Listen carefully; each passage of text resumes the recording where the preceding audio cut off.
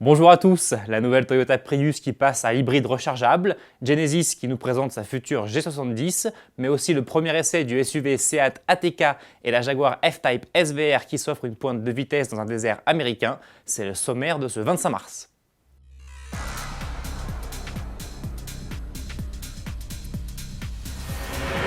Quelques mois après nous avoir offert une Prius de 4e génération, Toyota nous présente aujourd'hui la version hybride rechargeable de la berline sur le salon de New York. Baptisée Prius Prime, celle-ci est reconnaissable au premier coup d'œil grâce à une nouvelle signature lumineuse et un design clairement inspiré par la Mirai, la berline à hydrogène de Toyota. Plus longue, plus large et plus basse que sa devancière, cette Prius plug-in hybride est surtout plus évoluée technologiquement. Grâce à une batterie plus importante, elle est en effet désormais capable de parcourir 50 km en mode tout électrique, soit 2 fois plus que le modèle actuel. En 100% électrique, sa vitesse de pointe passe elle de 85 à 135 km/h.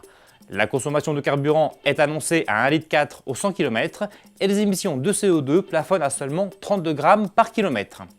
La technologie se retrouve aussi à l'intérieur, avec notamment un grand écran tactile de 8 pouces disposé à la verticale et un système de stationnement automatique.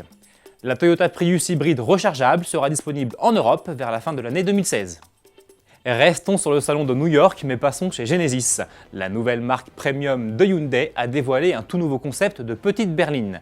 Sobrement baptisé New York Concept, celui-ci annonce un deuxième modèle de série dans la gamme du constructeur.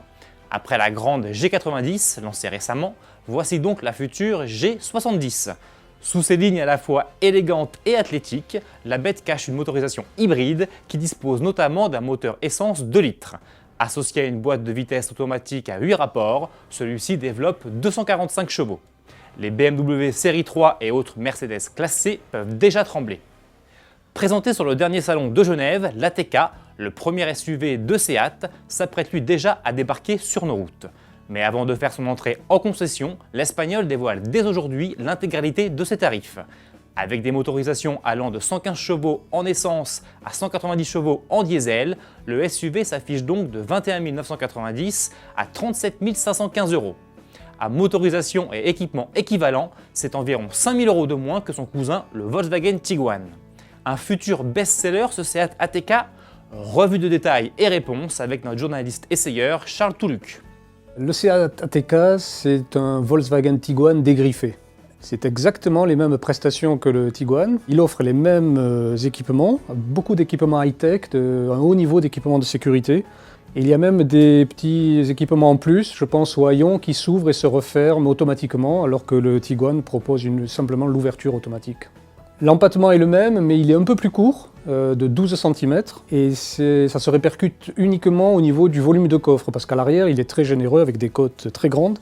Le coffre est un peu plus petit, mais qui reste tout à fait convenable. C'est la chronique d'un succès annoncé, parce qu'il est très bien placé en prix, il présente des prestations routières très modernes et actuelles. Il est très agréable à regarder, bien proportionné, un style travaillé, donc il a tout pour réussir. Enfin, et comme hier, terminons avec la Jaguar F-Type SVR qui, après avoir effectué quelques vocalises dans un tunnel de New York, s'est attaquée à la route publique la plus rapide du monde. Lâchée dans le désert du Nevada aux États-Unis, avec l'actrice Michelle Rodriguez à son volant, l'anglaise de 575 chevaux l'a jouée façon Fast and Furious en atteignant la vitesse hallucinante de 323 km/h. Bon week-end!